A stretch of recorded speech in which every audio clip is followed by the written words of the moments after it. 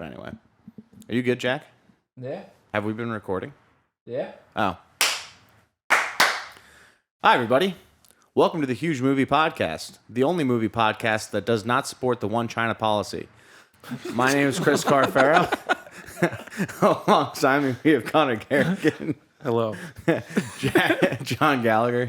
The intros are my favorite thing. Like, I take a lot of pride in coming up with those, so I'm glad they're appreciated. And as always, ones and twos, the man, the myth, the legend, the Jack Yes. Mayberry. A lot of Jacks this week. Why? Jack? Jack. Oh, Jack. Played by Jack. Oh, he was played by Jack. Jack playing Jack. He plays Jack in a lot of his movies. Like what else? I think One Flew Over the Cuckoo's Nest, he's Jack. Do you think he requests that? Well, this was based on a book, so I guess. I don't think he can remember. He's so coked up. Would he not do a movie if the person's name wasn't Jack? And also, I think it wasn't One Flew Over the Cuckoo's Nest. I think it was Chinatown. But anyway. Nope. Chinatown is J. Relax, short Jay. for Jack. It's Chinatown.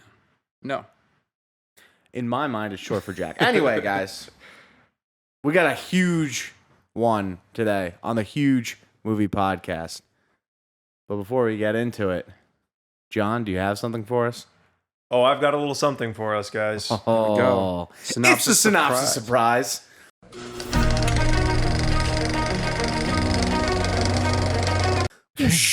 Surprise, you didn't think it was coming, but here it is. It surprises me every week.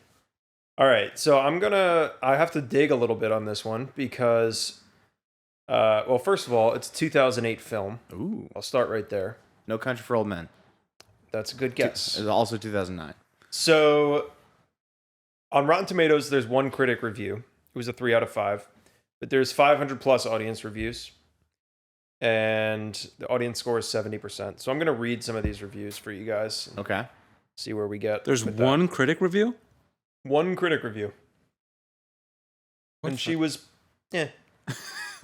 okay, so, what can I, all right, first review.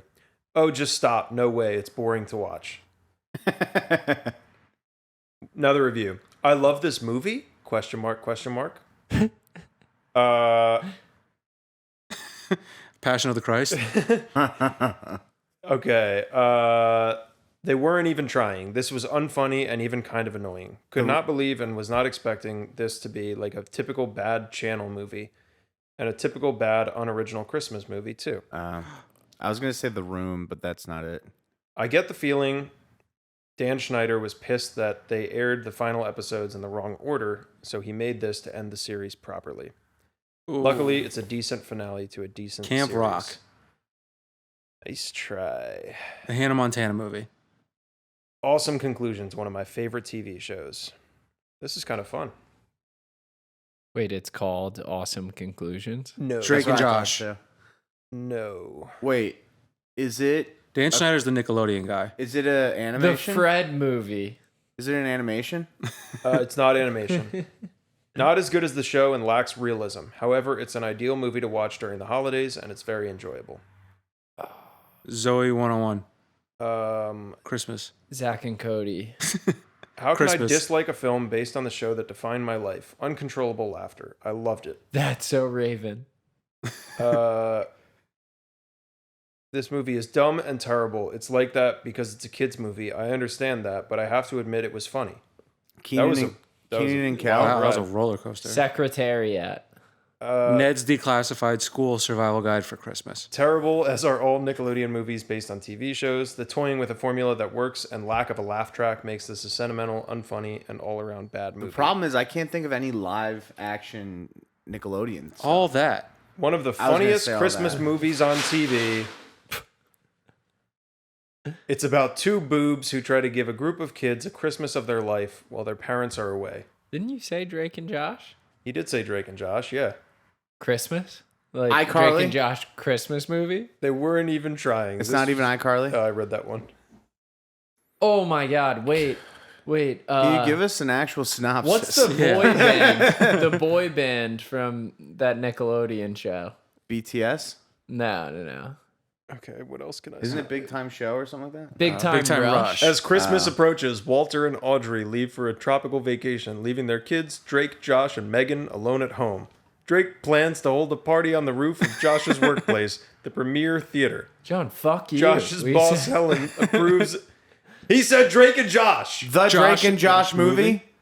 No! It's an American Christmas comedy television film. Drake and Josh do Christmas? You're getting there. Okay, it just That's not fucking fair. tell us. It's Merry Christmas, Drake and Josh. I would never have gotten that. Well, you should watch fucking good Christmas movies then. Apparently, it's not that good. John's a big Drake Bell fan. Very, very conflicted. Yeah, John's a reviews. huge Drake Bell fan who loves I'm only a fan everything of- he's done.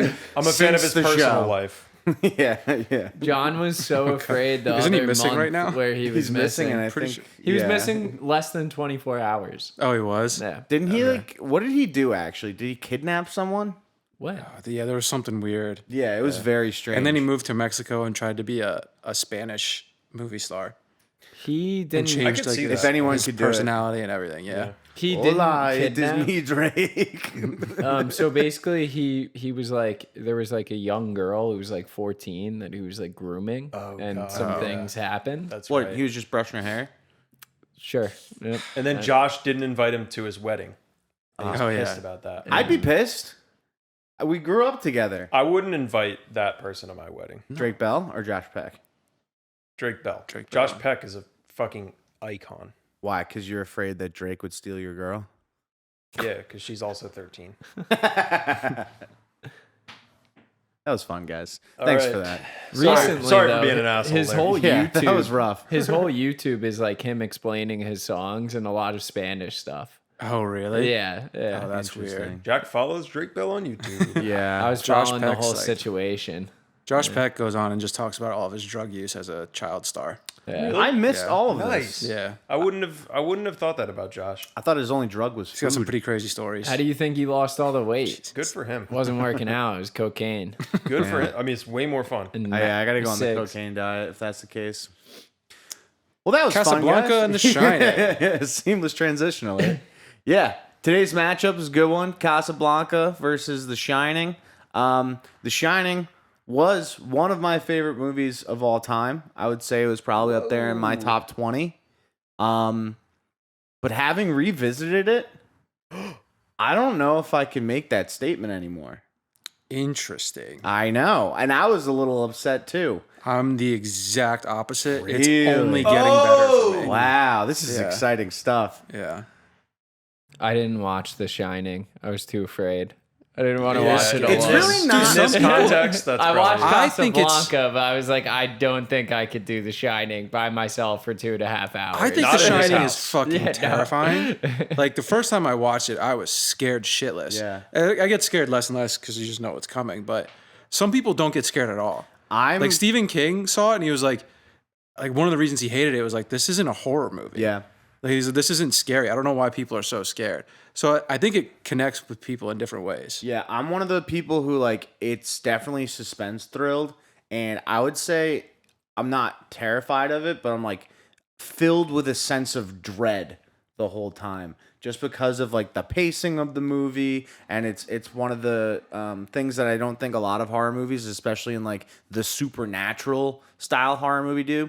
They don't overly show the ghoul or the monster or whatever you want to call it, the spirits, and it does like a really good job of like slow playing that entire The thing. alien. The ghoul, the goblin, the ghoul, The green Goblins, ghouls. somebody with no conscience.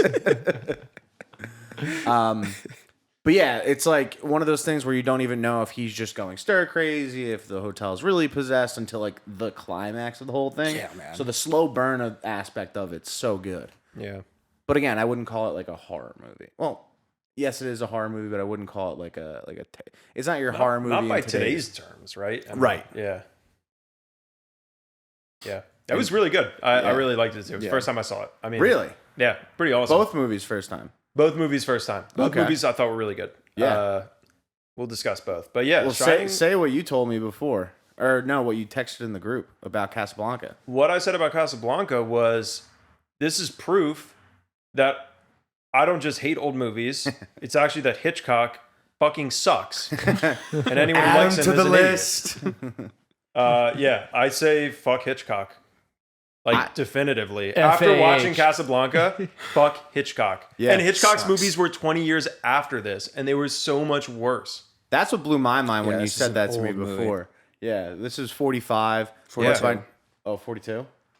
North by Northwest was what, 58, I think? Something like that. And Vertigo then was Vertigo 58, was yeah. 58. So it's like, it just goes to show you, like, that's why we do it, guys. That's why we do it. you This watch is every movie. also the most celebrated old movie of like all time. I think, really is. As far as being watchable in any decade, like studios, the reason it hasn't been made is because of how good it is. Yeah. And how it stays relevant. It did. It really yeah. did. Like, it fucking held up, man. The characters were good.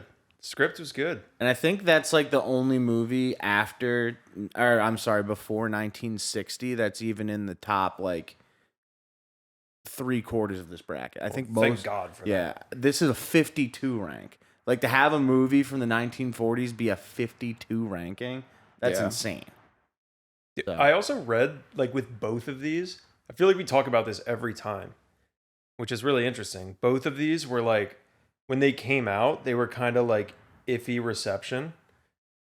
Isn't that weird? It's weird with Casablanca because I read that, but then it also won Best Picture, Best Director, Best Screenplay, like nominated Maybe it for was Best like a Actor and political Best thing. Actress. Well, I think it Could've probably been. is because it was Yeah. 1942. Yeah. So they They're rushed. still in. It was like the World War beginning II. of the They US rushed this involvement, yeah. because what happened right before this was the Allied forces invaded North Africa, and so they wanted to piggyback off of that to get more like ticket sales. But got to capitalize on the war. yeah. That's what's kind of crazy because if you think about it in today's standards, if we made a movie about going in, I don't know, let's just say we invade Canada, right?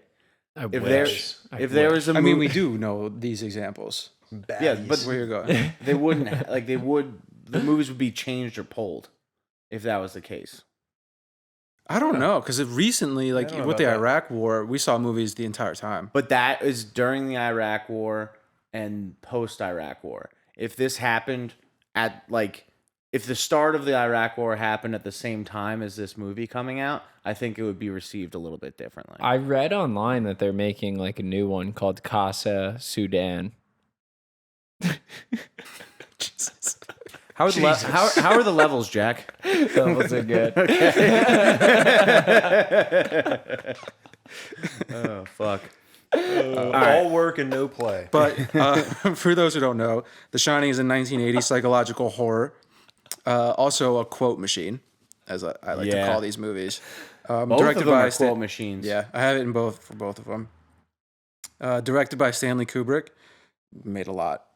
Starring Jack Nicholson, Shelley Duvall, Danny Lloyd as the little boy, and incredible performance by Scatman Crothers. Before you keep going, I'm so glad you said after it. this, Yeah. Jack, Are you kidding me? Remind me- Scatman Crothers. remind me to bring up when I saw Shelley Duvall's was like the first episode thing of that came on Dr. the screen. Phil. Yeah, Okay. Write that down or something, because I have a really good story about Shelley great, Duvall. great. Write it movie. down on your computer. Yeah, somebody. I A got great nothing. name, I just don't Scatman know. Crothers. I said We're having out two loud, different conversations. Sorry, yeah. The thing starts. Yeah. Second name that comes up Yeah. is fucking Scatman Crothers. I out loud, I was like, "Are you shitting me? Wait, What who it is is What that? am I writing down?" You didn't Shelley watch The Duvall. Shining. Just write down So Shelley Duvall. Scatman Crothers, what he's the on season caretaker of the hotel, right? Yeah. Okay. So Or the chef. He's the chef. Oh, the chef. You're Yeah. right. But he in the movie. Spoiler alerts, guys. These movies came out a while ago. There's the title of The Shining is like a special power that people have, and they're like just like more. in Hold touch. on. I'm still talking. Yeah, sorry. Go ahead. So He it's, was a character in the movie. Can I just say something really quick that's been in my head for a long time? Ice Ice Baby lyrics. Girls were hot, wearing less than bikinis. Scatman Crothers driving Lamborghinis. It's been in my head. It doesn't even make sense contextually. But it is about a writer who takes his family, or a writer who's in between jobs, takes a job Most as writers. a caretaker at a seasonal hotel somewhere in Colorado, I think. Yep, Colorado. Yeah, it was filmed in Oregon, I believe. No, I think the actual hotel was in Colorado as well. No, it's not. Yeah. What I meant to do is watch the documentary Yeah, 237. me too. I didn't watch or it. whatever the number is. Yeah, I didn't.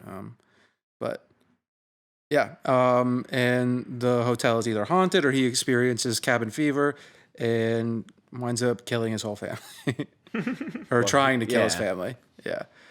Casablanca is a 1942 romantic drama quote machine directed by Michael Curtis, starring Humphrey Bogart, Ingrid Bergman, Paul Reed, and Claude Rains, who I think stole the show. Which one's Claude Rains? He's the police yeah. detective. Mm-hmm. Oh, he The was corrupt, really good. the corrupt captain. officer. Yeah, really good. He's great in that. Yeah. And Sam's character too. He's not. I wonder. They didn't bill him. I wonder if it was a racist thing, but they didn't bill him as a starring role. Yeah. Even though I think he's a huge part of it. Yeah, he definitely he brings a lot of exposition to like a lot of the situations, and not in like an overly explanatory way, which is really nice. Like we saw with North by Northwest, where they have to tell you every single. plot Dooley point. Wilson is his name. Another fucking Dooley? great name. Yeah. Dooley. Yeah, I thought that was Dooley and that was- Scatman. I thought that was pretty cool. I mean, in 1942. I mean, you know, we don't need to harp on it, but like that. This is 1942. Like incredibly segregated, racist country. Like it was cool to have a black character that was like, and like just like a character. Like it wasn't like a fucking they caricature. kind of slip it in too and that shit he's a like part that. owner of the bar too. Yeah. Yeah. They're racist in Morocco. Yeah. Are we talking about the Big piano time. player? Mhm. He is my favorite character. Yeah. I was gonna ask you guys who your favorites are for Casablanca. From Casablanca. And even The Shining. I think that might be a good idea. Could have done without the fucking musical numbers. But For Casablanca, yeah. I hate them normally, but I liked it. I loved him, and that first song he played was great. Well, also, let's talk about this. Like, one of the biggest crux of the entire movie was a musical number. Yeah. You But know? it's like a thing with a point. Yeah, but It's like when they break and do the fucking song at the beginning. Like, wait, which song? where they're like hitting the tables and shit. Oh, yeah. Like, God, I wouldn't have survived that era. I love, I think it's like jazz that they were playing, like at least Is at that the jazz? beginning. But the guy who played the piano reminded me of like Duke Ellington. And so I was like all hyped up thinking that maybe he was in the movie. Yeah. So I was like looking up who it was and everything. Yeah. So we always talk about like matchups. What do you think the matchup for this? I think we gotta wait till the end. Wait Unless till you the want end. it. Do you think it's good to do it now? Because I don't know. I have no idea. okay. The only thing is they both they're culturally significant. Yeah. Just with the amount of quotes and references come So from them. So I'll say this because I'm having a hard time like starting but I have a lot to say about both of these movies, and I think that they're both like there's just a lot to go over with them, and I'm just having like a hard time figuring out where to start. Do you want to start with one or the other? Do you want? Why don't we start which with one? topics? So like which had the better theme or like storyline? I don't know. Okay. It's hard to do that because these movies are so different. Yeah. Oh, so Yeah. how about this? Let me explain to you why I'm having problems with The Shining after rewatching it. Okay, we'll talk about The Shining first then. Okay. So, listen, I'm going to preface this, make sure no one thinks I'm just being contrarian. I love The Shining still. One of my favorite movies. But I did not remember how slow the first and second acts were. There's a lot of, I would call it fluff at the very beginning of the first act, which I think, and this is just me like trying to connect the dots, in Stephen King's books, he does, what makes them so terrifying is he creates so much character development, and he really makes you love the characters before introducing the antagonist to the story, and that's what makes them so terrifying. Not an original thought, I read that somewhere, but I think Stanley Kubrick tried to do that with the movie as well, and I just don't think it translates as well on the screen because there's just a lot of explanation. It feels like there's a lot of dead time. I have a different interpretation of Okay. why it's so slow and what like all those moments are. I think it's to build anxiety and a sense of uneasiness because he wants that sense of cabin fever to like be like, is this what's going on or is this what's going on? Yeah, that's a good possibility. Yeah. As a first time viewer, I think like the fact that you've seen it before probably impacts that. Sure. As a Yeah. first time viewer, that's how I felt. Okay. Yeah. I didn't feel that it was slow at all. I was terrified when I saw this movie was 2.5 hours, Yeah. but I enjoyed all of it. Like Oh, okay. like the beginning, it was like you were getting uneasy. But I also think, and maybe Stephen King does this in his books. I haven't read any of his books.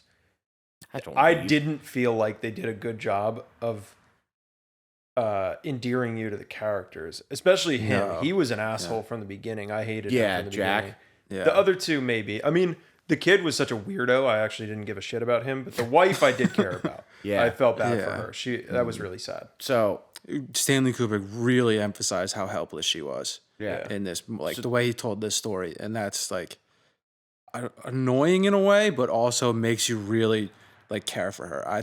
Yeah. So apparently, Stanley Kubrick terrorized Shelley Duvall Yeah. on the set of Sick. He was The Fletcher. Shining.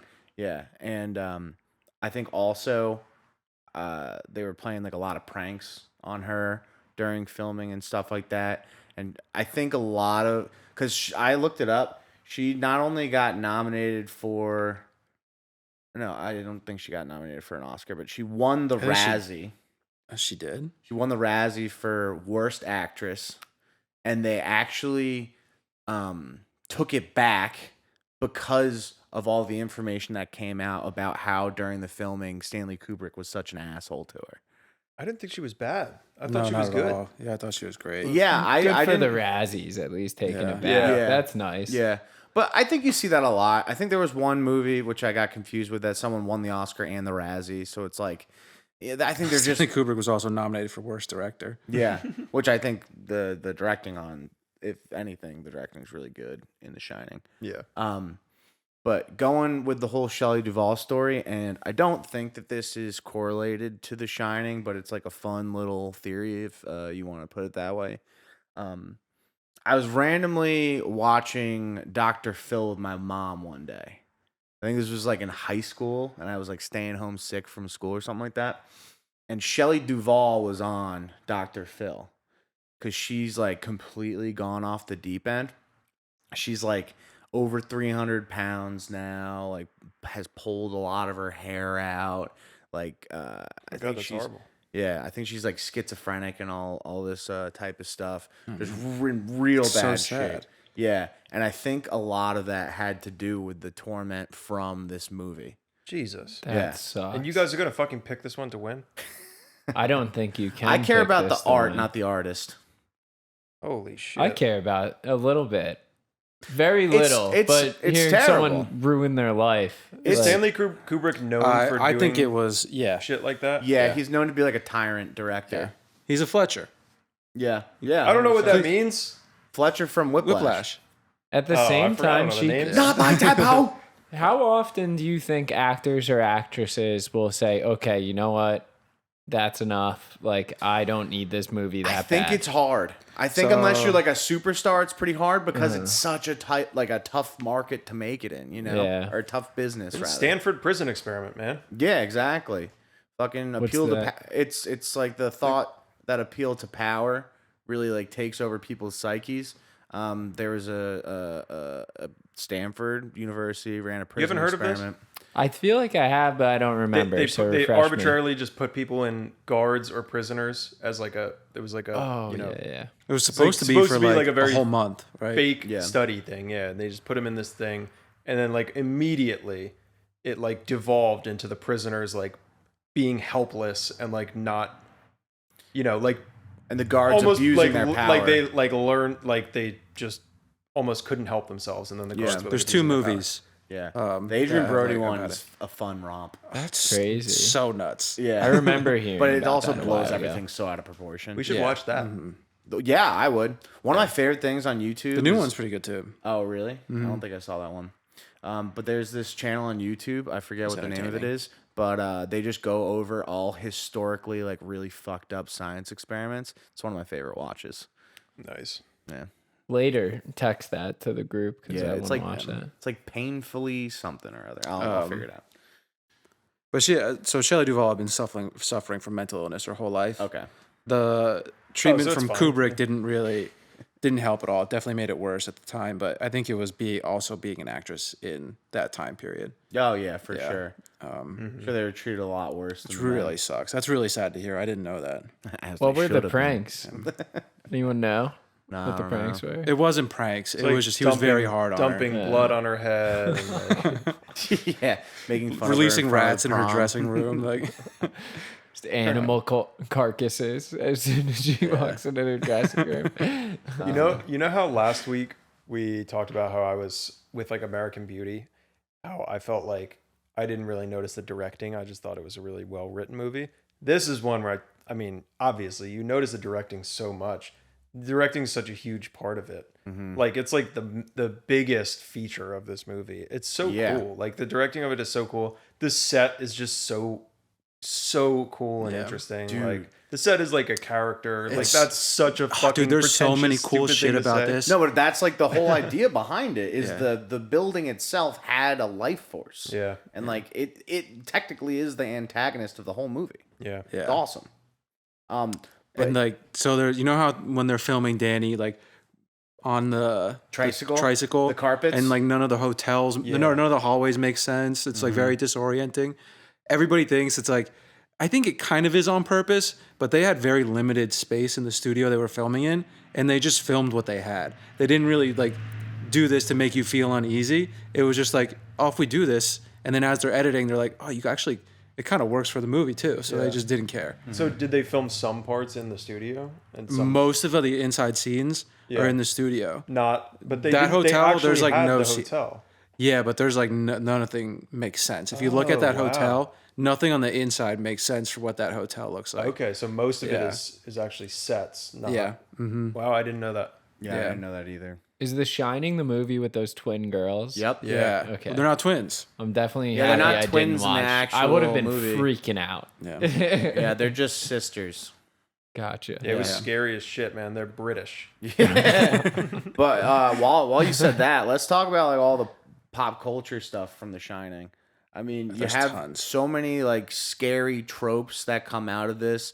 Just like you said, the I've seen it like spoofed on like Family Guy when Stewie's riding the tricycle. Oh, the whole and- Simpsons episode. Yeah, there's so much where those creepy ass sisters are holding hands at the end of the hallway and saying, Come and play with us, Daddy. I feel like every like cartoon, like funny cartoon, Sure. has taken Yeah. it. Yeah, for sure. There's a good Solar Opposites episode. "Oh, really? Yeah. Mm-hmm. R.I.P. That show's good. Yeah. Not anymore.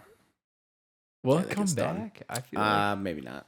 I thought the That was charges more were his dropped. project than anything. Writer strike, man. Yeah. Oh, that's why. No. Why it's got canceled is because he was Atlanta drunk. That's why it got canceled. There you go.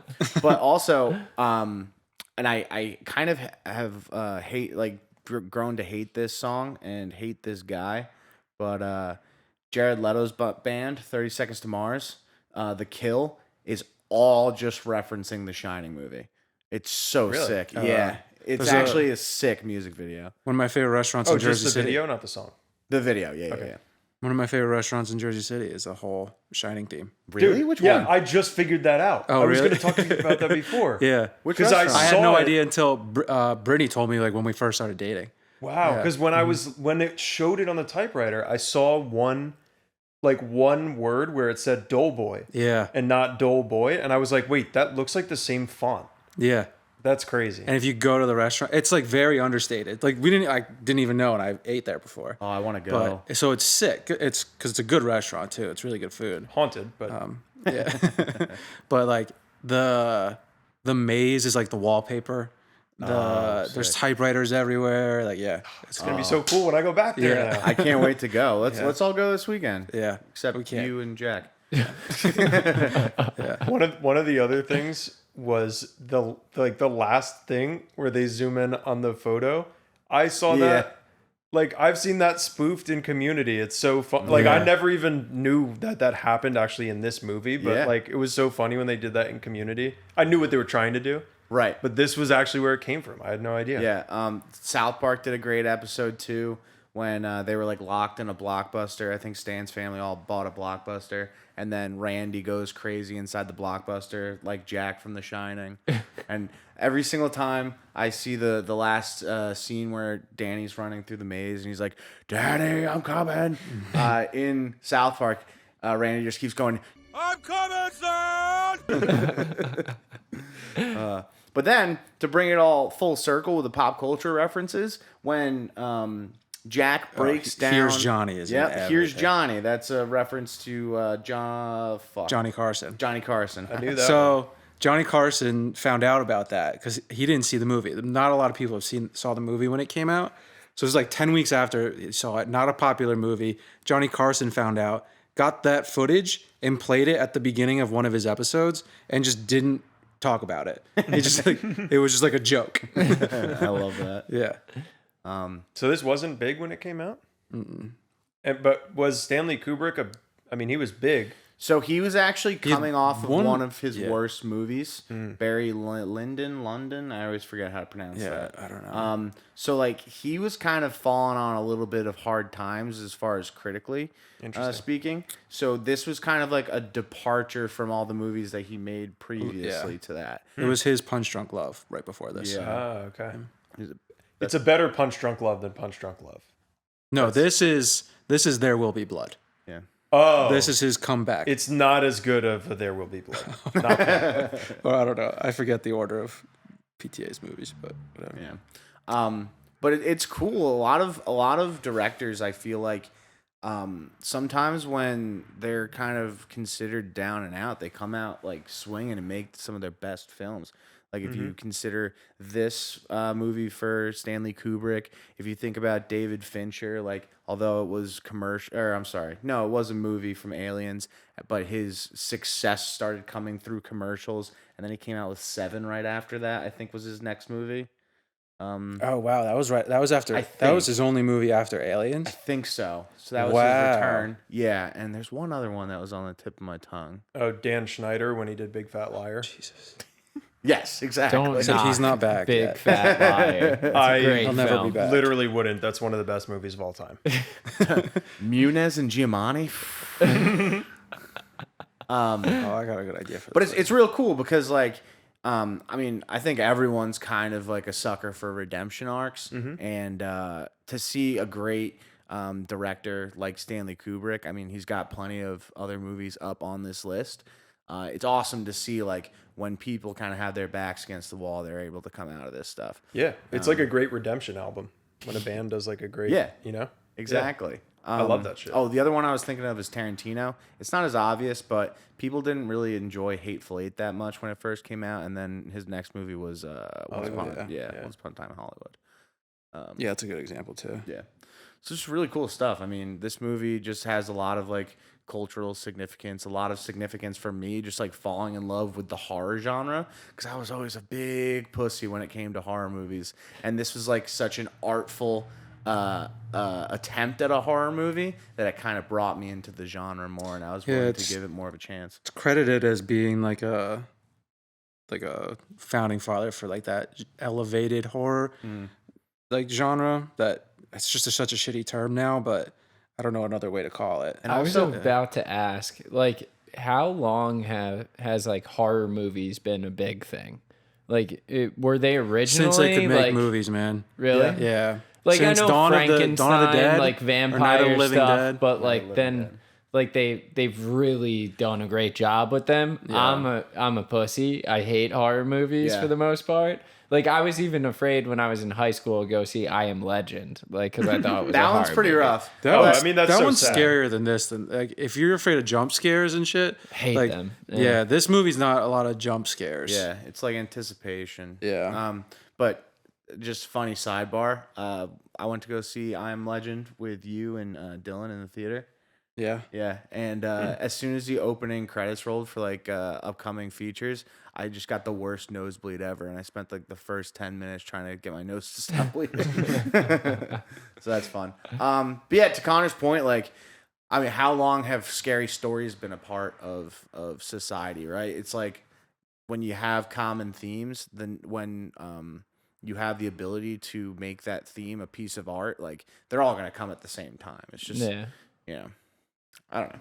I don't know what I was saying there, but yeah. Now that I'm like talking about The Shining, I think I'm appreciating it. You're back again. into it? Yeah, I think I'm Yeah. back into it. So this is nice. It's really great. I just can't believe you love a director that ruined a lady's life. Yeah. I agree. Listen, separate the art from the artist. Do you like Michael Jackson? Do you like Drake No. Bell? Do you like Josh Peck? I like Drake Bell. Josh Peck is a saint. Is He's a drug addict.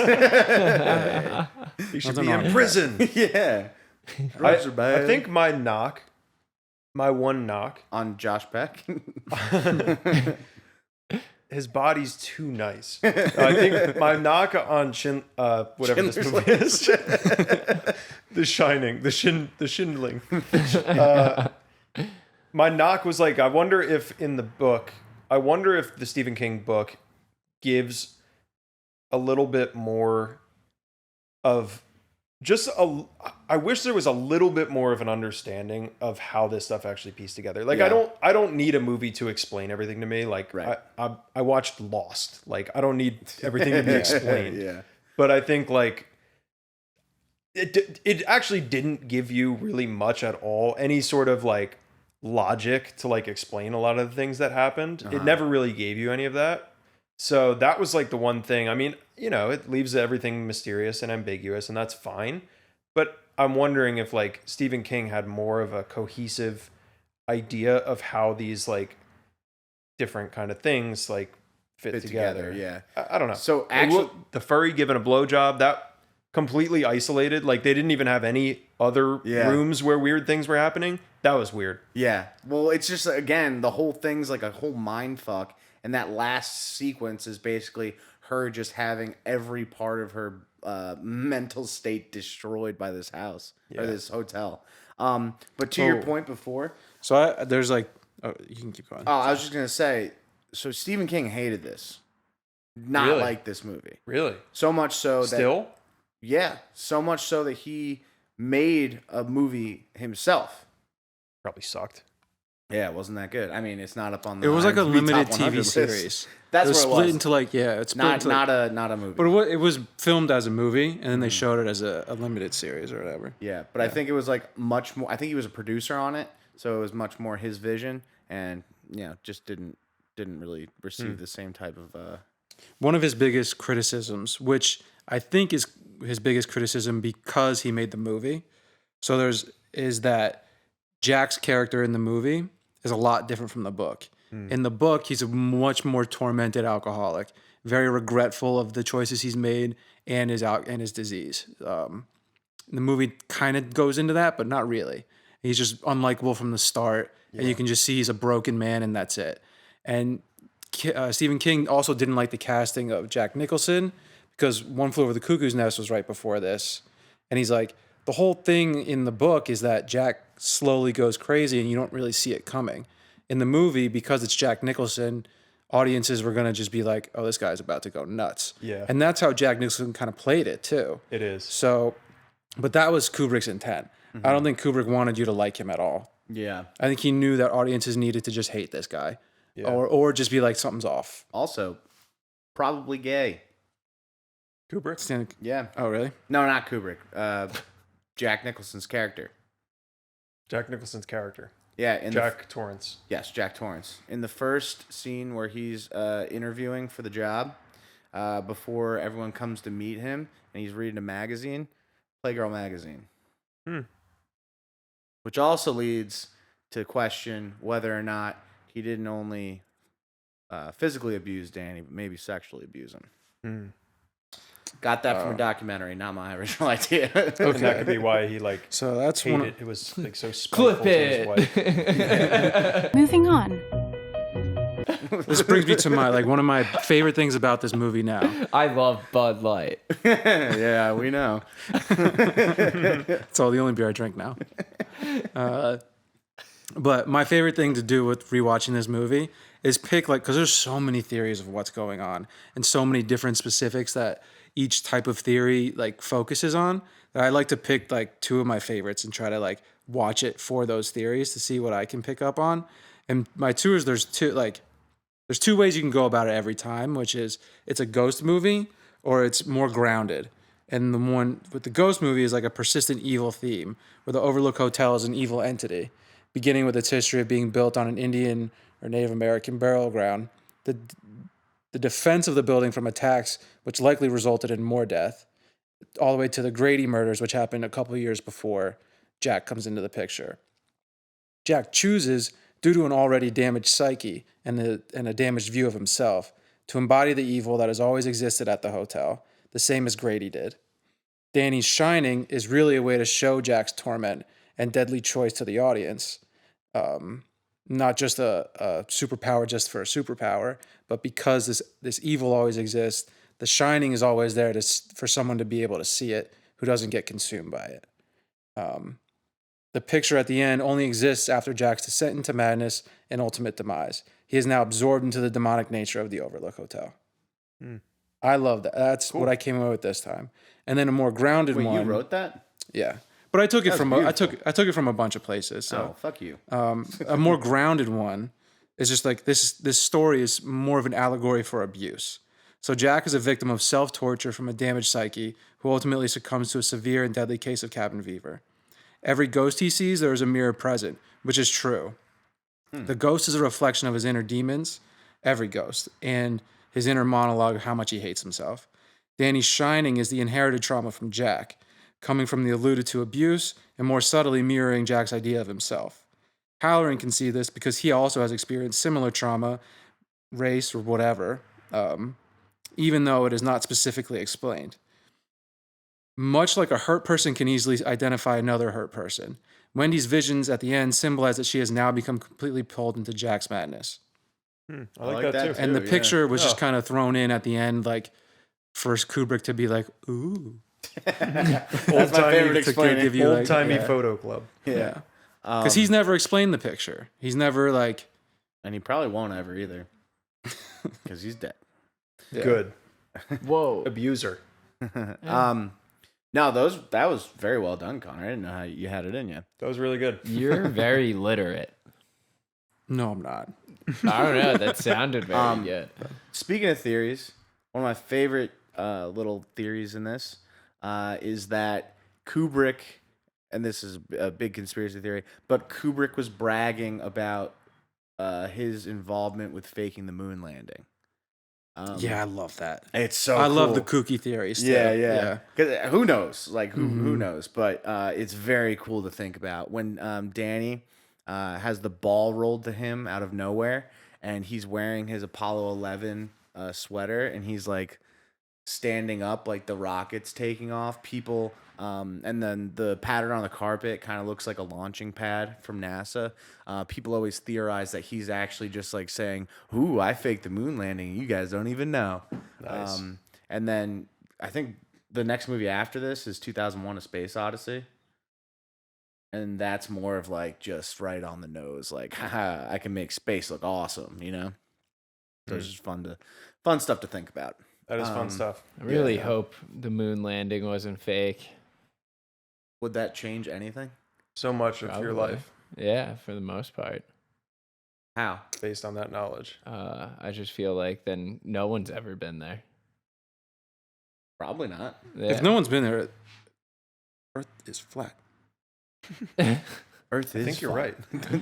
I just would be a little disappointed. Have you not watched Beyond the Curve? I have. I love that documentary. Yeah, but one of my it's not favorite. it's real. What, that the Earth's flat? Yes. Hi guys, welcome to the Huge Movie Podcast, the only movie podcast that accepts flat Earth theories. All right, you guys want to change pace to Casablanca. the White House? We're at 45. 45. Wow, we had a lot to say about The Shining. I'm glad that we had that discussion. It makes me feel better about not enjoying The Shining this time, but you know, I didn't appreciate it. It's like sounds it like a feels like an great old movie, friend though. now. You know, what'd you say? It sounds like a great movie. Like It I'm is. You definitely should watch going it. to Don't watch it tonight because it's already getting dark out. I'm waiting to watch with someone else. Or That's what I'll do. after you move out of this place. Yeah. Maybe I'll watch it at my parents' house. There you go. Yeah. And then never come back. So yeah, let's transition a little bit to Casablanca. Very, very interesting plot, especially because of the time period it came out. You know, it's World War II Morocco, which I guess at the time was occupied by France. It was French. Sorry. That's really good. I just had to do it or else I'd forget about it. Put that up. Posted on a the screen. tweet. Inside joke here. Morocco was already French occupied Okay. prior to the war, I believe. Gotcha. And then at this point, it was still French, but the French had surrendered. To Germany. Yeah, Okay, so then Germany takes over all of France's occupations. like more or less, but you could see that they didn't have like full, like it wasn't like German It wasn't. They didn't have like full control there, right? right. I don't know. Yeah, I'm been a not few really years. sure. I'm not really sure either. But I just think it's so crazy to have a movie made criticizing World War II during World War II. Yeah. Like that must have taken such balls from the production crew, you know? That really surprised me. That Yeah, this 'cause was 1942. I That didn't even shocked me. recognize it until we were talking about it today. And then it's an older movie, which we've had problems with so far during these brackets. But like to your point from before, this movie was entertaining. It did not feel like the older movies that we had in the past. So which is why I think it's so highly rated. And why a movie like The Shining, it's a fine matchup for. I don't feel like this is like a power horse underdog story, you know? Yeah. No, these are very tight for me. Is it the same actor as Vertigo? No, this is Humphrey They Beauregard. all look Yeah. so similar. good. It's so Yeah. weird. Bogart. Yeah. But what did I say? Beauregard. Dude, we've established I have a speech impediment. Like, get over it. That's not what that is. Okay, CTE, whatever you want to call it. I'm dumb. But yeah, speaking about the characters, I thought that this was one of the first movies on the list from, I guess you'd call it the golden age of film, Definitely. that had real depth of character, Mhm. right? Every character, there was like relatability. There was an easily identified attitude to the character. They had motive for everything that they were doing. I just thought that these were really well written characters. The acting choices were very well done as well, and I think it just made for an overall good viewing experience compared to the other older movies that we've seen so far. One of my favorite things about old movies is like in one of the first scenes where the like guards are like walking around looking for like the person with the letters or whatever and grabbing people. When like some of the other actors or actresses are like running away, but they really show the struggle of like catching the people that are running away, like where like they're still trying to run and like pulling them back and stuff. It's like a very small thing, but I love it. That's good. There's some shit that's just so God, dude. awkward. The Like, way people action talk in scenes are old just movies, so too. fucking silly. Yeah. When he runs out the door, like holds the door against like these 9 guards, and the guards are all just like, Oh God! And trying to poke through the little opening. And then he just turns around and starts blasting. yeah, just blasting them. And then, all right, party's over. Get back to drinking. Yeah, sorry about that, folks. Sam, play the piano. Let's clean up the blood of those 3 dead bodies. Yeah. Don't let this ruin your night. Enjoy your meal. Speaking about like how well written these characters were, I thought Ingrid Bergman's character was like a very fresh take on a femme fatale. It's not like in North by Northwest where it was like like a drawing force for the main character the whole time. You really saw that she was just as conflicted about the whole situation as he was, you know, which I thought was very, you don't see that in those older movies. It's much more like cut and dry when it comes to femme fatales. I thought for like the 1940s, like what was going on between her and like is it Rich or Rick? Rick, and then like the other guy's name is Jack too. What is the other guy's name? the guy who's Laszlo? Laszlo. Victor Laszlo. Yeah. Yeah. They looked like twins though, or related. One in guy had some a type of pretty way. big scar on his face, and he was much taller and blonde. I just felt like they all look the same. I don't Yeah. know. Because Back then they it's hard did. with black and white, Yeah. and just white people in general all look the same. yeah. I forgot where I was going with my point, but While Jack's thinking about that, I realized I didn't know the difference between Ingrid Bergman and Ingmar Bergman. I don't know the difference. One's a male director, and this one's a female actress. Not related, both from Sweden. Weird. Yeah. I Well, looked- not that weird, I guess. Yeah, I looked all remember that up. that point now. Like, I feel like for the time frame of her like playing two guys, it was really not like the time of that happening. Yeah, but with the explanation later on in the movie, how she thought that her He was husband dead. had died in Yeah. the concentration camp, makes a lot more sense. Yeah, definitely. But yeah, definitely something you don't really see, and something that hasn't really been portrayed on film at that point. yeah. Yeah. Yeah, that's a good point. Ask your wife. That's one of my favorite parts. Rick was such I a hated that. such a good character, I man. hated the ask was. your wife part though. Yeah, it's kind of. I was like, it's such a little like ask your wife. yeah. I thought about Will Smith being like, "Keep my wife's name out your mouth." Yeah. Speaking of Rick's character, Humphrey Bogart, not Beauregard, whoever the idiot was that said that, he was like what the main character from North by Northwest should have been. The cool character, right? I think they were I trying to think portray the him North as by that. Northwest was riffing on it. You think so? Yeah, the more I read about that movie, it was like supposed to be a fun movie. Oh, It okay. was- yeah, Well, they kind of fucked that up. yeah. Not a riff, or Fucking not a Hitchcock. joke, but like a send up almost. Yeah. Yeah. But he really was a cool fucking character. Mm-hmm. And Yeah. I don't know if you guys have ever seen the Woody Allen movie Play It Again, Sam. Nope. Basically, it's like a love letter to Casablanca, and Woody. Oh, that's the one where the Sam is like the imaginary like mentor for the think main so. character. Yeah, it's been a while since I've watched it. Yeah. I've but- never watched it. I've only ever read about it, reading about this. Yeah, it's just like everything's like a real fun play on this movie. Okay. And basically, Woody Allen's cool inner monologue was Rick Blaine as Humphrey Bogart. Oh, that's cool. So yeah, it just goes to show you like this was like a very lasting impact, like pop culturally on what like a cool, strong, silent type main character was for movies, especially at that time. Yeah, there's a quote about it. It's like, this is the favorite movie of all time, but not the best movie of all time. Sure, that makes sense. Yeah. I was waiting for the last line to be, "Frankly, my dear, I don't give a damn." Wrong movie. Who is? What movie is I that? think Gone with the Wind. Oh, okay. who's the? I forget his name, but the I guess French like police captain or Claude Rains. Louis, Captain Renault, Louis. Yeah. Louis. He was so Sam and him are my favorite characters. In it. Yeah, he's my favorite character. He was great. Yeah. I like when he says even too like that like he's a little bit corrupt or something. Yeah, like I that. love corrupted Yeah. characters like that that Yeah. are fun. Like that yeah. acknowledge their corruption. Yeah. Yeah. Yeah, And that's he the just best. plays both sides so well. you Yeah. know? Like he just never tips his hand too much one way or the other way. Almost- So it makes it really good.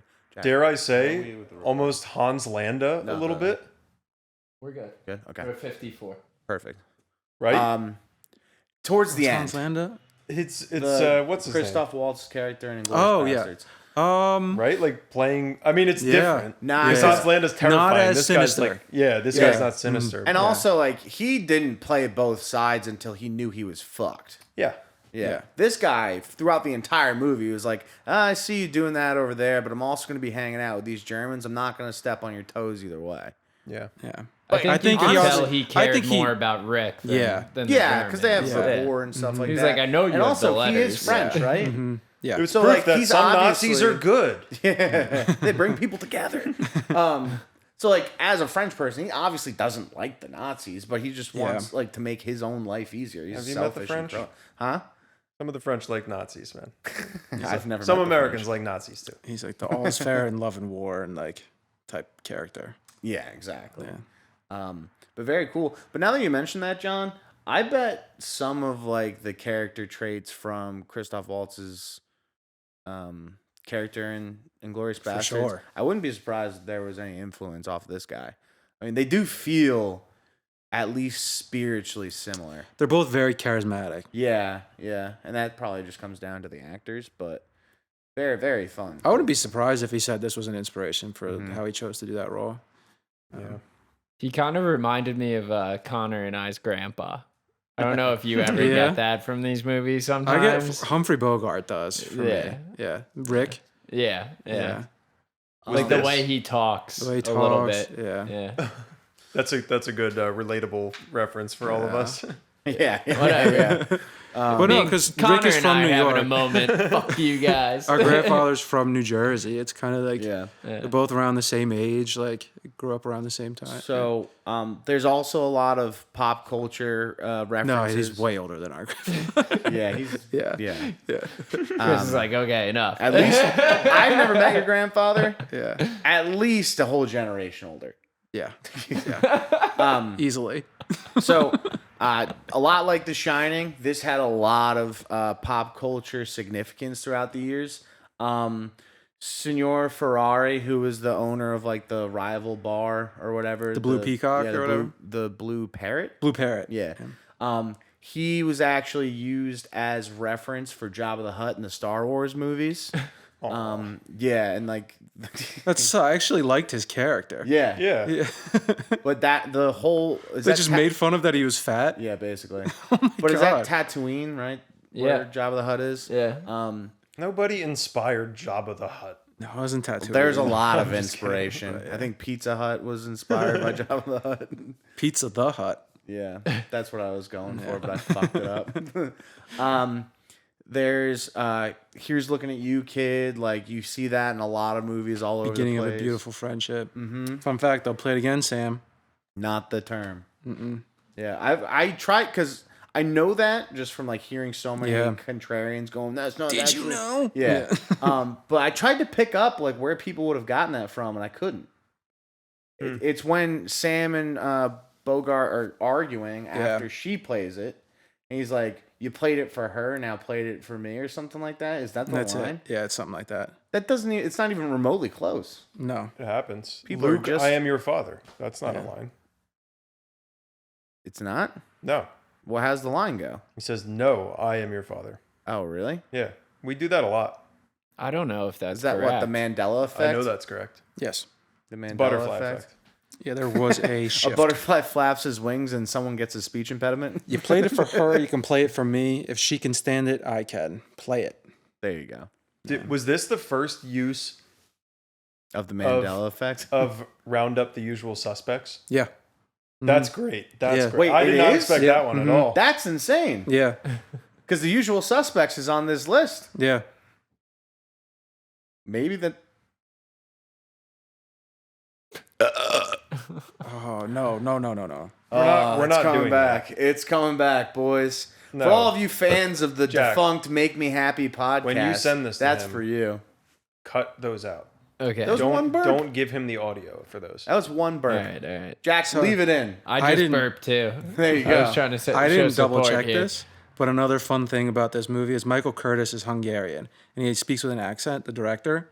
At one point in the movie, he says, "I need there to be a poodle." And the prop guy was like, "Oh, fuck. Okay, I'll go get a dog." And he went and got a dog.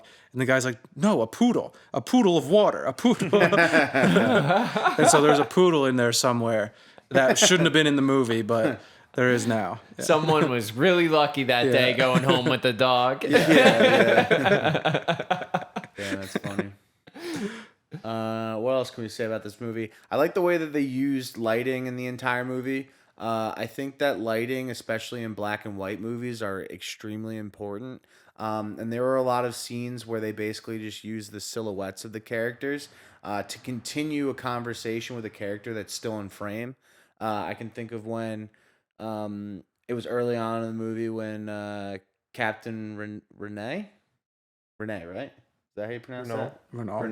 Renault. I don't know. Fuck it. He's a French person. Renault. Who cares? When he goes into Don't hate all French people. I hate all French people. Yeah. And I will always I stand by that. I love most people. The French can go kick rocks. Talking to you. We Hi guys, welcome to the Huge Movie Podcast, the only podcast that hates the French. Fuck France.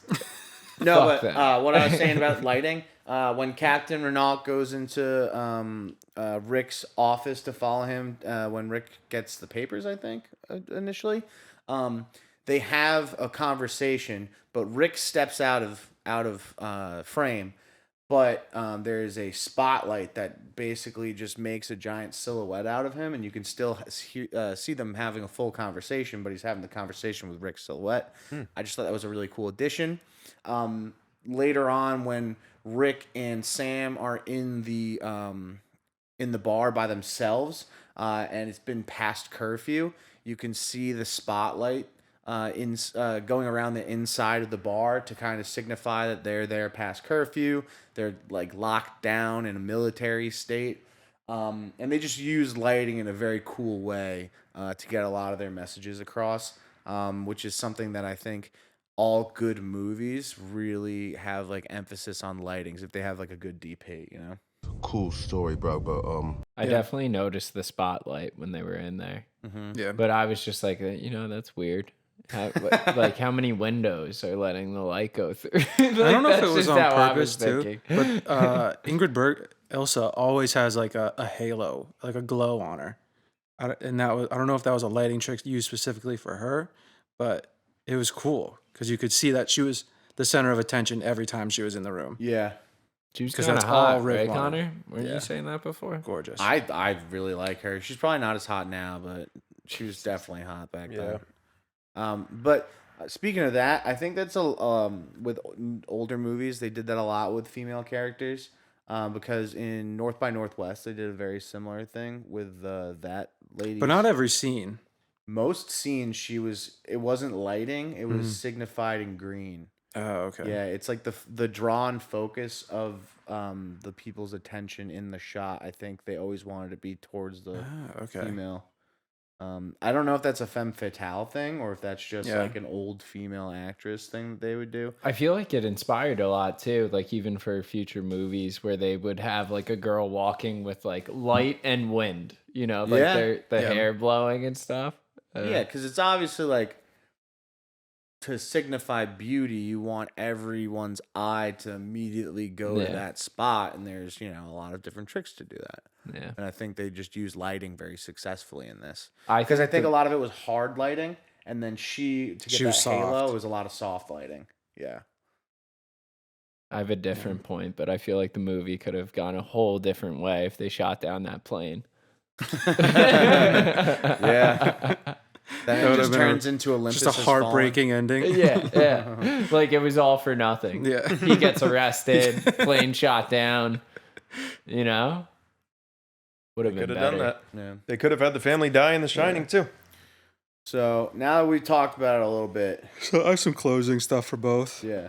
I'll go back to The Shining for a minute. One of my favorite lines that wasn't like a quotable line, because the quote, like, those ones are the best. We never even went when we Was- said quotables. We Don't never say even it. went of all work and no play makes Jack a dull boy. We We never kinda even did. mentioned that. Kind of did. They when we never talked say it about out Doughboy. loud. Yeah. Yeah, that's true. Red rum. Red Rum. Yeah, When he says, isn't here, Mrs. Torrance. so two things about this scene are fucking great. When Jack Nicholson sees the ghost bartender for the first time, and he says, Momentary loss of muscular coordination. the way his face moves is just so weird, and like, I loved that. Yeah. Because that's kind of the first time when you're like, oh, this guy's really just Starting to go taking nuts. a turn. Yeah. Yeah. Mm-hmm. That's a good point. Jack Nicholson and Joe Turkel, who was the bartender, the actor who played the bartender, That guy freaks me out. rehearsed that scene for 6 weeks. Oh. Turkel later said in an interview, which is just fucking great because it's the only scene he's in the whole movie, that is his favorite scene. It's my favorite thing about this. Humble. It made it. In Casablanca, at the very beginning, the one girl asks, it's the way people will pronounce things. at that time is just fucking crazy. Like they try to not do an accent, but they do a weird semi accent that doesn't exist anywhere.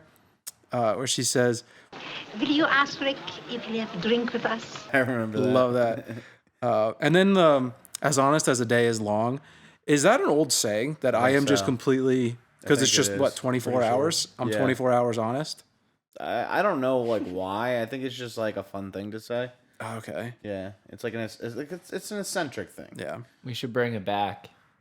We should. Regular thing. I agree. But speaking about the accents, I kind of was picking up on this. Although there were points where the accents weren't great from all of the actors, it was one of the only movies that I can really know from that time period where a foreign accent wasn't just an English accent.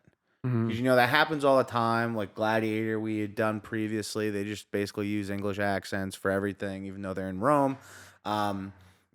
Countless movies do this all the time. But they actually, I felt, made an honest effort to have the accents. Because there was English, French, German, and Italian. And then Captain Louis Renaud had like a French English. Yeah. And I think there were actually other people from a different...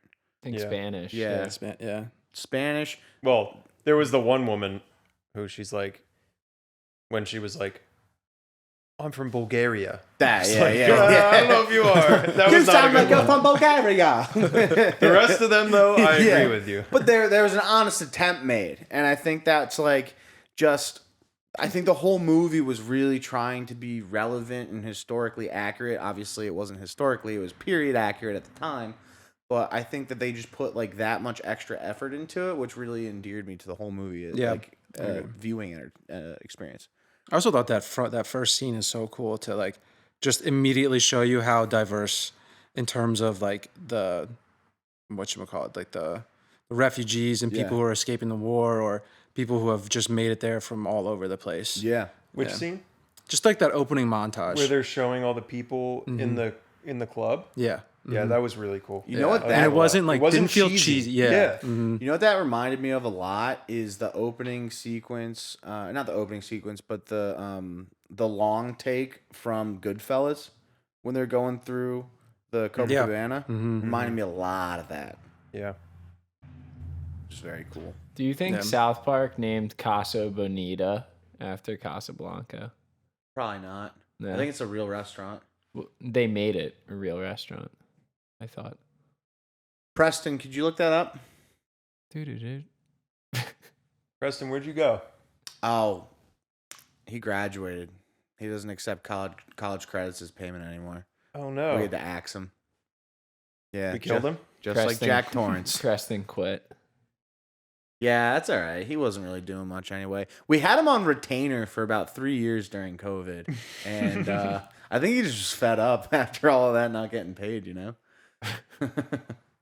So I was kind of trying to figure out during the movie if was Rick like very seriously meant to be like an allegory for the United States, or was that just kind of, they were just throwing in references? What I got, I think the U.S. was not at all neutral at this point, right? No, they weren't. Well, no, I mean, they were not neutral.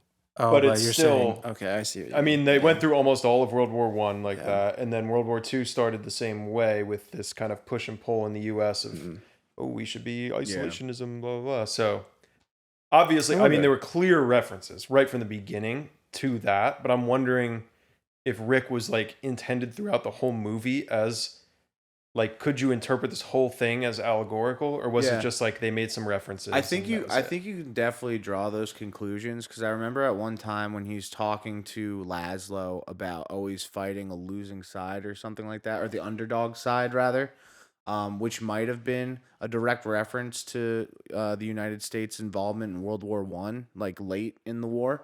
But I think more along the lines of he was just kind of someone who was always just looking out for him. He had one person that he cared about, and then it was taken away from him. So after that, he was like, all right, I'm just going to make money and keep my head down.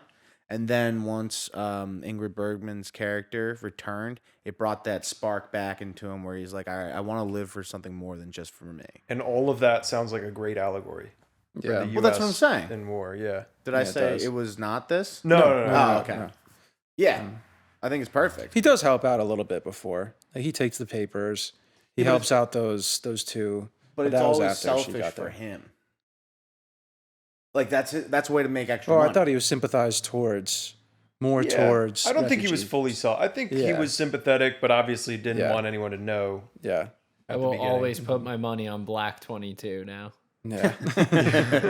I don't think that's a good strategy. yeah. Oh, that reminds me of one other thing. Hmm. Did the job that Jack Torrance took, do you think that existed? Because if it did, that must have fucking killed the job market for that. yeah, right. Nobody in the world For would take sure. that job afterwards. For sure. I don't know if it can't be now. Like they've got to figure that shit out. Yeah. But maybe back I bet in it the still day, does. for older buildings. Like, if any building, like, just you need doesn't- someone to be there, and if it's isolated, why not just have them live there? But I feel like people have to like make like advances into the transportation around there to Oh, yeah, fix for something like sure. that. Well, 'Cause what again, was his what if job? something I happened? didn't He was a watch. caretaker of a hotel that was only open during the summer. Yeah, because someone Okay. needed to be Yeah. there to like run boilers in certain parts of the building so the pipes don't burst and stuff like that when it gets really cold, because it would snow so much that access wasn't really readily available. So someone would have to live there over the season. Gotcha. Well, having lived in a motel for senior year of college, shout out to Quinnipiac for kicking me out. It was great. But there's definitely, at least where I was staying, there was someone, the manager, who lived there. And I'm pretty sure like there was like head housekeeper that also lived there. Yeah. Yeah, so The only difference I is this think- was off season, so there was no guests. Yeah. Yeah. I feel like there's every hotel like has their seasons, so probably. I don't No, but think this was that like closed to extreme, though. guests. It was closed. He was the only person. Him and his Yeah. family were the only Yeah. people there. Yeah. I feel like there's probably not hotels that close. Yeah, not a Anymore, lot at least. anymore. I feel like, yeah, but Whatever. if they do, I could still see that being a job. that shit, Yeah. All right. We're gonna call this one. Yeah, I don't know what I want to choose though. Really? Yeah. I midway through talked myself into going for The Shining again. I think you guys did me a very good service and remind me how good The Shining actually was when I was feeling pretty down about it, watching it over the weekend. So yeah, I'm going to Shining. One of the more entertaining movies, one of the more well shot movies that you see. Acting is pretty good, writing's good, and I'm a sucker for Kubrick. I don't care who he torments.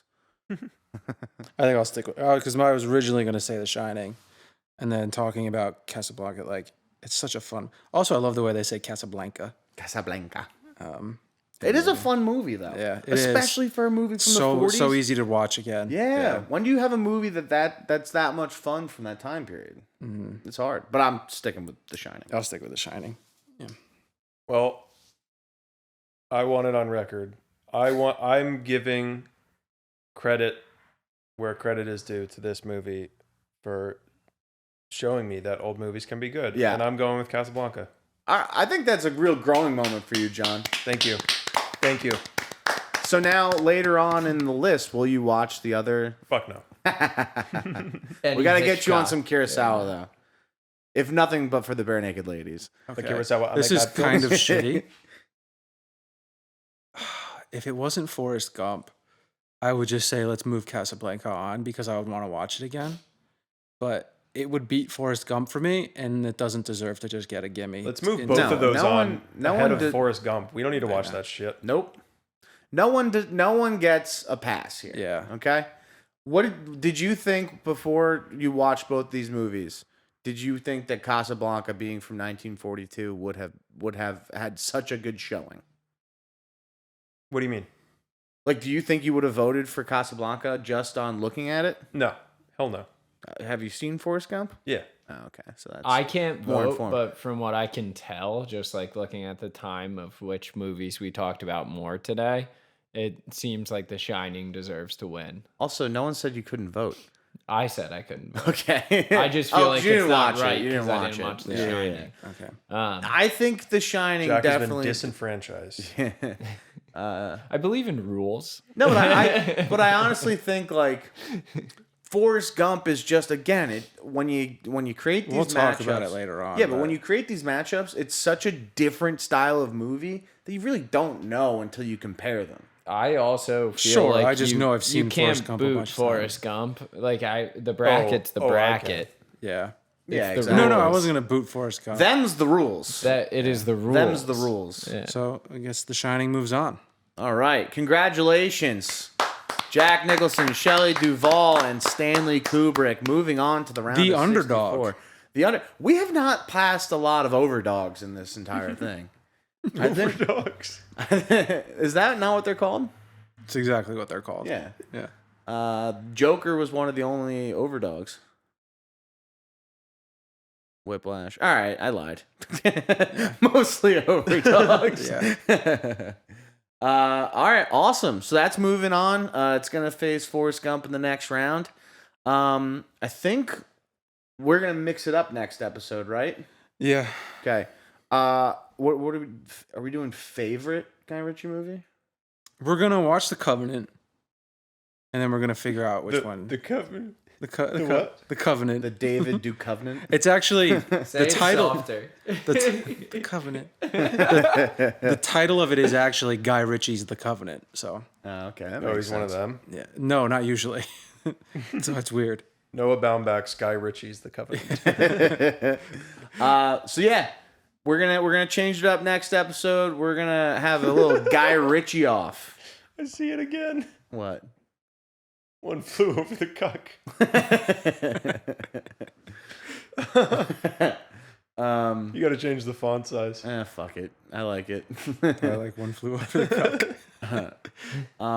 But then next, the episode following that, we're going to be doing. Which We one don't do know I- yet, so we shouldn't say. Right? Well, I think we're gonna have our. We were special- discussing, I think right? we're gonna have Okay. our special guest on for that one. Oh, that one. Yeah. Okay. So the next episode, if you're following along, is going to be The Usual Suspects versus Requiem for a Dream, and we're going to have a very, very special guest on for that episode. So you're gonna want to strap in for that one. Round up the usual suspects. Buckle up.